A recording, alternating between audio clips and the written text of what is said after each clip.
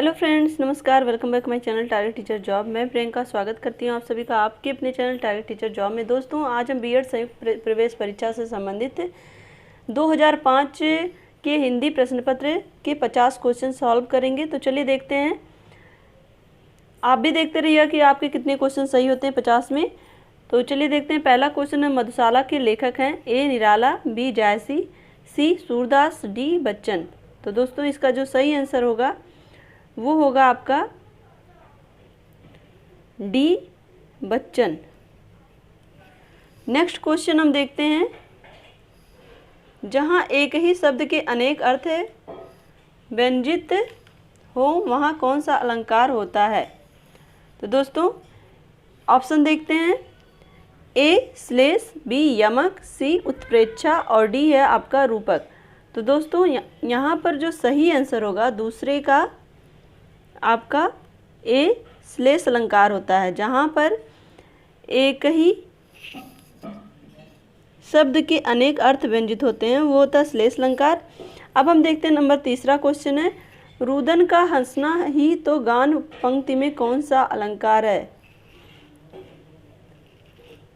रुदन का हंसना ही तो गान। ए विरोधाभास, बी विभावना, सी असंगति और डी है आपका दीपक।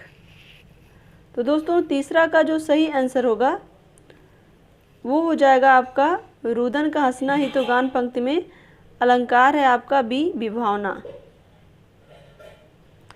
देखो दो दो मेघ बरसते मैं प्यासी की प्यासी पंक्ति में कौन सा अलंकार है। विशेषोक्ति, बी विभावना, सी अनुप्रास और डी है यमक।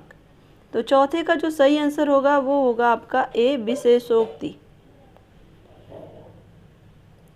क्वेश्चन नंबर 5 देखते हैं, निम्नलिखित में कौन सा उपन्यास प्रेमचंद्र का नहीं है।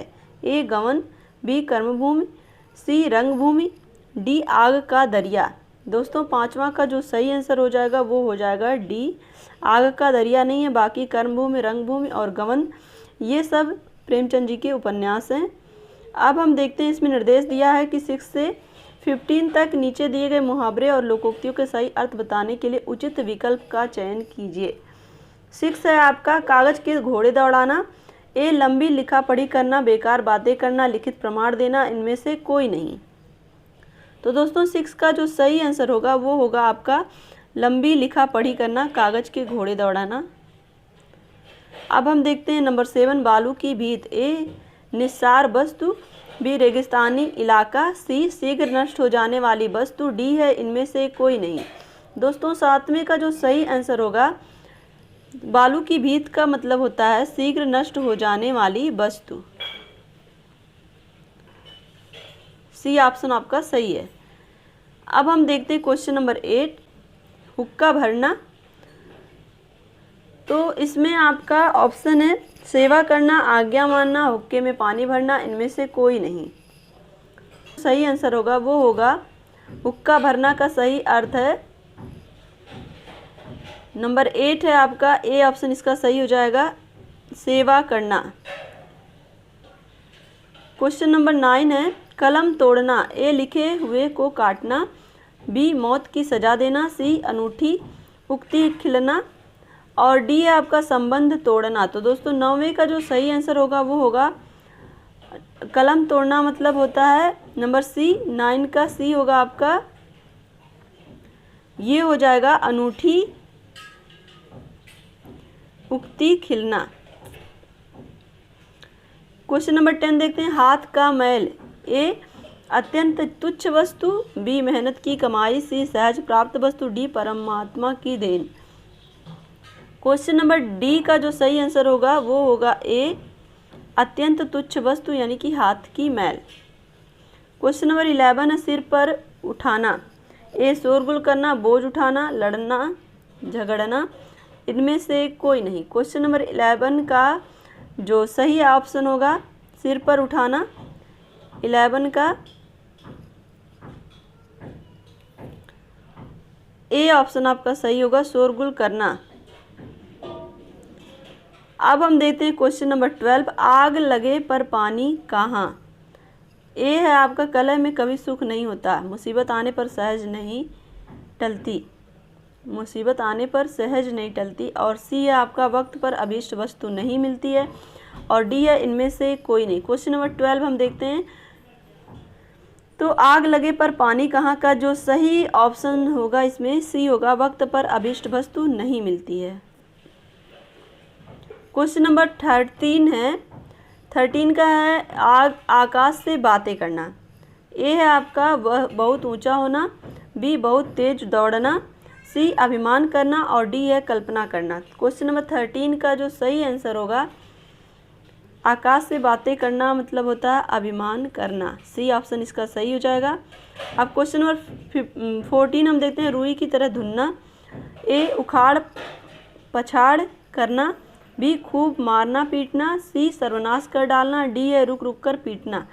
तो दोस्तों 14 का जो सही आंसर हो जाएगा, रुई की तरह धुनना, खूब मारना पीटना। अब हम चलते हैं क्वेश्चन नंबर 15 पे। आँख उठाना। ए ध्यान से देखना, बी उपेक्षा से देखना, सी निर्लज्जता से देखना और डी आपका शत्रुभाव से देखना। तो दोस्तों क्वेश्चन नंबर 15 का जो सही आंसर होगा, आँख उठाना मतलब शत्रुभाव से देखना, डी ऑप्शन इसका सही हो जाएगा। अब हम देखते हैं इसमें निर्देश दिया हुआ क्वेश्चन नंबर 16 से 25 तक। प्रत्येक शब्द समूह में 4 शब्द दिए गए हैं, इनमें से 3 के अर्थ समान है, एक शब्द बेमेल है, बेमेल शब्द का चयन करें। तो दोस्तों यहाँ पर हम देखें क्वेश्चन नंबर 16 यहाँ पे देखते हैं, इसमें से 3 आपके समान है, एक बेमेल है, उसी को हमें टिक करना है। तो इसमें अमृत पीयूष, सी है आपका सुधा और डी है आपका लोचन। 16 में आप देख सकते हैं अमृत पीयूष और सुधा ये तीनों ही समानार्थी शब्द हैं, जिनका मतलब अमृत होता है, और डी लोचन होता है आपका नेत्र, ये अलग हो जाएगा। अब 17 में है सुमन कुसुम चमन और पुष्प। तो 17 का आप देखते हैं, 17 में आपका ये आपका अलग होगा, 17 का सी, चमन अलग है, बाकी सुमन कुसुम और पुष्प एक ही है। अब है 18 का ए है समझ, बी सोम, सी बुद्धि और डी है अक्ल। समझ बुद्धि और अक्ल 18 एक ही है, और समझ बुद्धि अक्ल एक होगा, तो इसमें जो ऑप्शन हो जाएगा वो हो जाएगा आपका बी सोम अलग हो जाएगा। 19 में हम देखें सीमा सागर पारावार और जलधि। तो सीमा सागर पारावार जलधि इन चारों ऑप्शन में कौन अलग होगा? तो दोस्तों इसमें आपका ए 19 का आपका ए ऑप्शन सीमा अलग है, बाकी पारावार जलधि और सागर सेम है। 20 में हम देखें दोष परिवाद निंदा बुराई। तो दोस्तों यहाँ पर 20 में देखेंगे तो दोष निंदा और बुराई एक ही है, आपका परिवाद अलग हो जाएगा। 21 में देखें अन्याय धांधली परायण अंधेर। तो 21 में आपका अन्याय धांधली अंधेर एक है आपका, और इसमें परायण जो है वो अलग हो जाएगा। दोस्तों आप भी अपना देखते चलिए कि आपके कितने क्वेश्चन सही हो रहे हैं, और साथ ही इन सारे वीडियोज की लिंक हम आपको डिस्क्रिप्शन में दे देंगे, और आपको व्याकरण की भी लिंक डिस्क्रिप्शन में मिलेगी। अब हम देखते हैं आपका 22 तख्त राजगद्दी, सी है आपका सिंहासन और डी है जानसीन। तो तख्त राजगद्दी सिंहासन 22 में तख्त राजगद्दी और सिंहासन एक ही वर्ड हैं, ये आपका जानसीन अलग हो जाएगा। इसी तरह से 23 हम देखते हैं वित्त धन विरति और डी आपका भत्ता। तो 23 में हम देखें तो इसमें वित्त धन और भत्ता एक है, और सी इसका विरति आपका ऑप्शन जो है ये अलग हो जाएगा, सी ऑप्शन इसमें आपका सही होगा। 24 देखते हैं आभूषण नागर जेवर और अलंकार। आभूषण नागर जेवर अलंकार, तो इसमें आप देखेंगे 24 में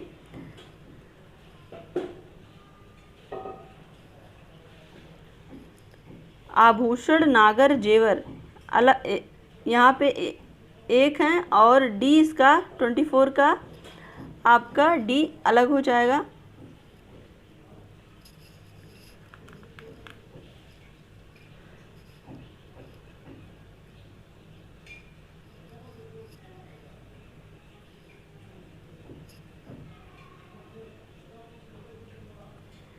अब हम देखते हैं 25, सौरभ, जलज, पंकज और कंज।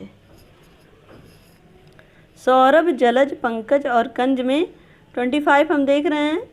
25 में आपका डी आपका अलग है, बाकी तीनों एक हैं। अब हम यहाँ पे निर्देश देखते हैं। 26 से 30 तक में दिए गए वाक्यांशों में से कुछ में त्रुटियाँ और कुछ ठीक हैं। त्रुटि वाले वाक्य में जिस भाग में त्रुटि हो उसके अनुरूप उत्तर पत्रक में दिए गए अक्षर ए बी सी को काला करें। यदि वाक्य में कोई त्रुटि ना हो तो डी वाले को काला कीजिए। तो दोस्तों यहाँ पर हम देखें 26, राजपूत एकमात्र केवल तलवार की भाषा। यहाँ पर हम देखें बोलते और समझने वाले होते हैं, प्रेम की भाषा से भी अभिज्ञ होते हैं।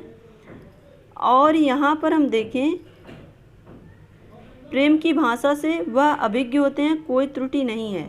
तो दोस्तों 26 में हम देखेंगे 26 का जो आपका ए ऑप्शन होगा कि राजपुत्र केवल तलवार की भाषा बोलते और समझने वाले होते हैं। इसमें आपका ए ऑप्शन यहाँ पर सही हो जाएगा। अब हम देखते हैं 27, वे मित्र होकर भी। यहाँ पर हम देखें परस्पर एक दूसरे को संदेह, बी में आपका की दृष्टि से, सी में देखते हैं, डी में कोई त्रुटि नहीं। इनका हम देखेंगे बी ऑप्शन आपका सही होगा। 28 देखते हैं, यदि कृति का प्रतिपाद्य प्रभावी एवं सशक्त भाषा में प्रतिपादन नहीं होता तो उसकी किसी पाठक पर प्रभाव भी नहीं पड़ता। तो दोस्तों 28 का जो सही ऑप्शन होगा वो हो जाएगा आपका डी।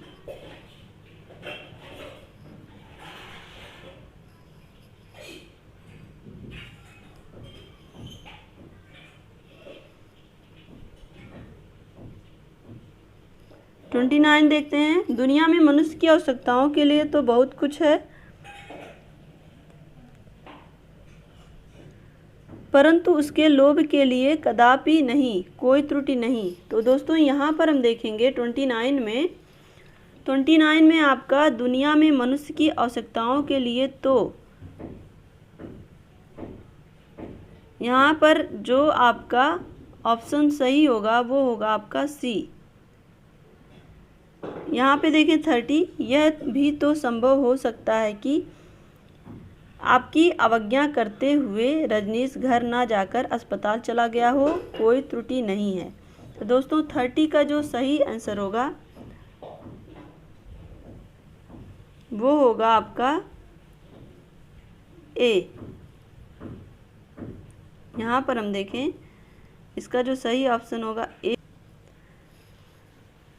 प्रश्न संख्या 31 से 35 में दिए गए वाक्यों में रिक्त स्थानों में उचित शब्द भरने के लिए 4 विकल्प दिए गए हैं, उनमें से उचित विकल्प चुनिए। 31 से 35 तक हमको देखना है, एक विकल्प चुनना है। इसमें सारनाथ की गौतम बुद्ध की मूर्ति के चारों ओर एक ब्लैंक से आभा नृत्य करती दिखाई देती है। ए लौकिक, इह लौकिक, सी है अलौकिक और अपवर्गीय। तो दोस्तों 31 का जो सी होगा ऑप्शन इसमें अलौकिक। 31 का सी इसलिए देखिए, इस पे सेंटेंस को कंप्लीट करते हैं। सारनाथ की गौतम बुद्ध की मूर्ति के चारों ओर एक अलौकिक आभा नृत्य करती दिखाई देती है। क्लियर।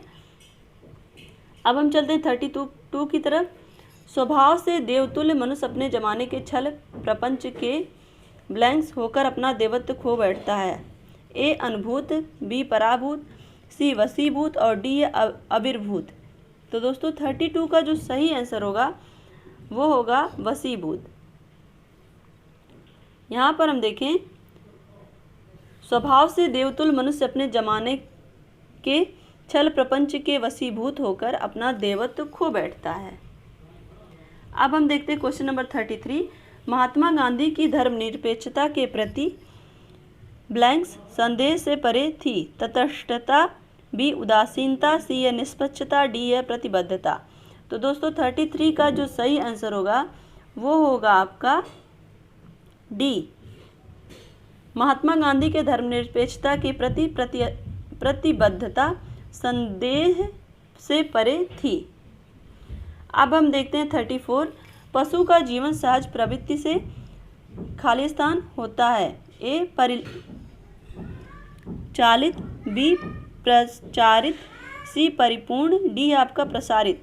तो दोस्तों 34 का जो सही आंसर होगा पशु का जीवन सहज प्रवृत्ति से परिचालित होता है। ये ऑप्शन इसमें आपका सही है। अब हम देखते हैं 35। वृष्टि न होने से सूखा पड़ने की ब्लैंक्स है। तो यहाँ पर हम देखेंगे ए ऑप्शन आशा, बी चिंता, सी संभावना, डी आशंका। तो 35 का जो आपका सही आंसर होगा वो आपका हो जाएगा यहाँ पर डी। वृष्टि ना होने से सूखा पड़ने की आशंका है। अब हम यहाँ पे देखेंगे निर्देश प्रश्न संख्या 36 से लेकर 40 तक में दिए गए वाक्यांशों में रेखांकित शब्दों के पर्याय के लिए 4-4 विकल्प दिए गए हैं। इनमें से उचित विकल्प चुनिए। तो 36 से आपका समुद्री जहाज बंदरगाह का रुका हुआ है। ए पोताश्रय, बी पत्तन, सी अंतरीप, डी पाथेय। दोस्तों 36 का जो सही आंसर होगा वो हो जाएगा आपका बी। समुद्री जहाज बंदरगाह का रुका हुआ है, इसमें क्या रहेगा पत्तन। तो यहाँ पर 4 विकल्प के लिए दिए गए, तो यहाँ पर अगर हम देखें उचित विकल्प क्या हुआ पत्तन हुआ। अब हम देखें 37 है। अंग्रेजों की शिक्षा नीति की भारतीयों के जीवन की वास्तविकता से कोई सरोकार ना था। ए आयोजन, बी प्रयोजन, सी संबद्ध, डी सामंजस्य। तो दोस्तों 37 का अगर हम देखें तो इसमें जो सही शब्द है वो है आपका बी प्रयोजन। अंग्रेजों की शिक्षा नीति का भारतीयों के जीवन की वास्तविकता से कोई सरोकार नहीं था, यानी कि प्रयोजन नहीं था। यहाँ पर हम देखें 38। अपनी आंखों के सामने घर लुटता देखकर वह निरुपाय विष पीकर रह गया। ए तरल, बी हाला, सी गरल, डी मराल। 38 का जो सही आंसर होगा ये यहाँ पर विष पीकर रह गया मतलब गरल पीकर रह गया।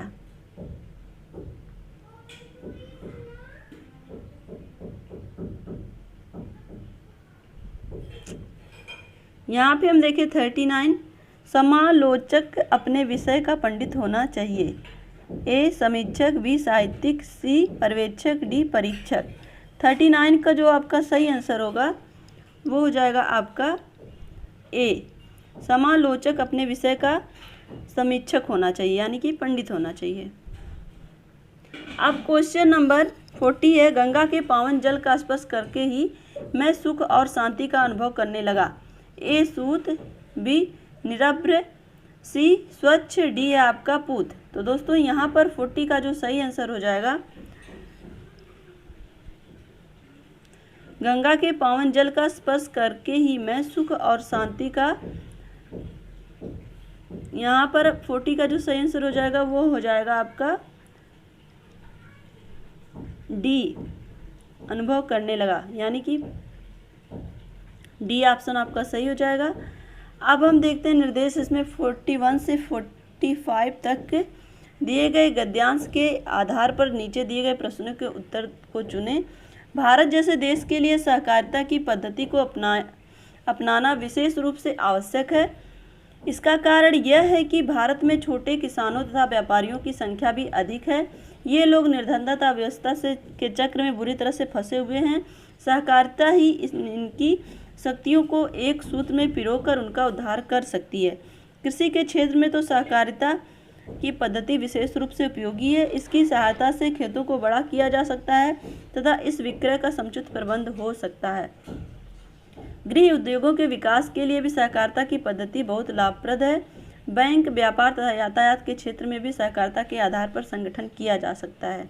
सहकारिता के सिद्धांतों की इस विशिष्टताओं को दृष्टि में रखकर ये हमारी पंचवर्षीय योजनाओं में सहकारिता को बहुत ऊंचा स्थान दिया गया है। योजना आयोग का यह विचार है कि अर्थव्यवस्था के विभिन्न क्षेत्रों में सहकारिता का अधिकाधिक उपयोग किया जाना चाहिए। तो दोस्तों यहाँ पर देखिए उससे संबंधित क्वेश्चन दिए हुए हैं। प्रस्तुत अवतरण का सर्वाधिक उपयुक्त शीर्षक है ए सहकारिता और योजना आयोग, सहकारिता और कृषक, सहकारिता और गृह उद्योग और सहकारिता से लाभ। तो दोस्तों यहाँ पर 41 का जो सही आंसर हो जाएगा वो हो जाएगा आपका डी, सहकारिता से लाभ।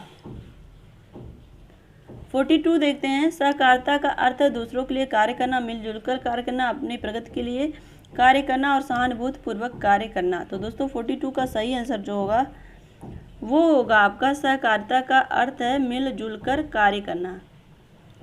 यहाँ पर हम देखें 43, योजना आयोग के अनुसार सहकारिता का अधिकाधिक उपयोग किया जाना चाहिए। योजना के विभिन्न क्षेत्रों में, विज्ञान और प्रौद्योगिकी के क्षेत्रों में, अर्थव्यवस्था के विभिन्न क्षेत्रों में, कृषकों की दशा सुधारने में। तो दोस्तों यहाँ पर हम देखें 43 का जो सही आंसर होगा अर्थव्यवस्था के विविध क्षेत्रों में सहकारिता का उपयोग किया जाना चाहिए। अब हम देखते हैं क्वेश्चन नंबर 44। सहकारिता का मुख्य उद्देश्य है छोटे कृषकों और व्यापारियों के आर्थिक स्तर को उठाना, निर्धनों की शक्तियों को एकजुट करना, पंचवर्षीय योजनाओं को सफल बनाना और लास्ट है डी, धन का समान वितरण। तो दोस्तों इसमें जो आपका 44 का जो सही आंसर हो जाएगा सहकारिता का मुख्य उद्देश्य है छोटे कृषकों और व्यापारियों के आर्थिक स्तर को उठाना। ए ऑप्शन आपका सही होगा। अब हम देखते हैं 45, सहकारिता निर्धन किसानों का उद्धार कर सकती है। ए, उनकी वास्तविक दशा का परिचय देकर, उनकी शक्तियों से अवगत होकर, उन्हें कृषि संबंधी सुविधाएं दिलाकर, उन्हें एक सूत्र में पिरोकर तथा उनके आर्थिक स्तर को विकसित कर। तो दोस्तों यहाँ पर 45 का जो सही आंसर हो जाएगा वो हो जाएगा, सबसे सटीक आंसर होगा डी, उन्हें एक सूत्र में पिरोकर तथा उनका आर्थिक स्तर विकसित कर। अब यहाँ पर हम देखें 46 से लेकर के 55 तक नीचे दिए गए वाक्यांशों में रिक्त स्थान में उचित शब्द भरने के लिए सही विकल्प का चयन कीजिए। 46 है, मित्र के चुनाव की ब्लैंक्स पर जीवन की सफलता निर्भर करती है। ए, औपचारिकता, उपयुक्तता, सी, उपयोगिता और डी है सार्थकता। तो दोस्तों यहाँ पर हम देखें 46 का जो सही आंसर होगा मित्र की चुनाव की सार्थकता पर जीवन की सफलता निर्भर करती है। तो दोस्तों इसमें जो सही आंसर हो जाएगा वो हो जाएगा आपका डी। अब हम चलते हैं क्वेश्चन नंबर 47 की तरफ। भारतीय संविधान में भेदभाव के लिए कोई ब्लैंक्स नहीं है। ए, स्थान, बी, विधान, सी, अवसर, डी, रुझान। तो 47 का जो सही आंसर एकदम क्लियर दिख रहा है आपको कि भारतीय संविधान में भेदभाव के लिए कोई स्थान नहीं है। अब हम देखते हैं 48 नंबर क्वेश्चन। सांप्रदायिकता राष्ट्रीय एकता के लिए ब्लैंक्स है। ए, वरदान, बी, अभिशाप, सी, परिताप, डी, पश्चाताप।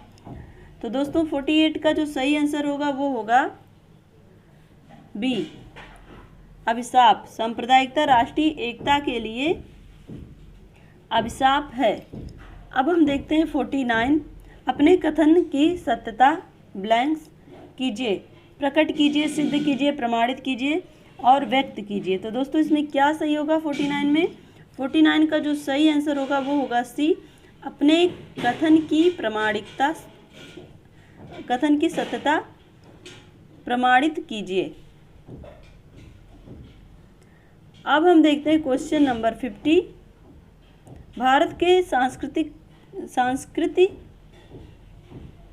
का उत्कर्ष का ब्लैंक्स आज भी दक्षिण भारत के मंदिरों में किया जा सकता है। ए अवलोकन, बी विलोकन, सी वीक्षण, डी दर्शन। तो दोस्तों क्वेश्चन नंबर 50 का जो सही आंसर होगा वो होगा आपका ए। भारत के संस्कृति का उत्कर्ष का अवलोकन आज भी दक्षिण भारत के मंदिरों में किया जा सकता है। तो दोस्तों इस तरह से आपके टोटल 50 क्वेश्चन हो गए। अब आप कमेंट करके हमें ज़रूर बताइएगा कि आपके कितने क्वेश्चन सही हुए। और दोस्तों इसी तरह से आप अपनी मेहनत जारी रखिए। आज के लिए बस 50 क्वेश्चन, नेक्स्ट वीडियो में हम देखेंगे 51 से लेके 100 तक के। तो इसी तरह से हम आपके लिए डिस्क्रिप्शन में सारे लिंक दे रहे हैं। आपके एग्ज़ाम से संबंधित जो भी मॉडल पेपर हमने बनाए, हिंदी व्याकरण के जो भी टॉपिक हमने पढ़ाए हैं, और साथ ही आप अपनी मेहनत इसी तरह से जारी रखिए। आज के लिए बस इतना ही। हमसे जुड़ने के लिए थैंक यू सो मच। दोस्तों अगर आप चैनल पर नए हैं तो प्लीज़ चैनल को सब्सक्राइब भी कर लीजिएगा और बेल आइकन बटन को प्रेस कर लीजिएगा। Thank you. जय हिंद।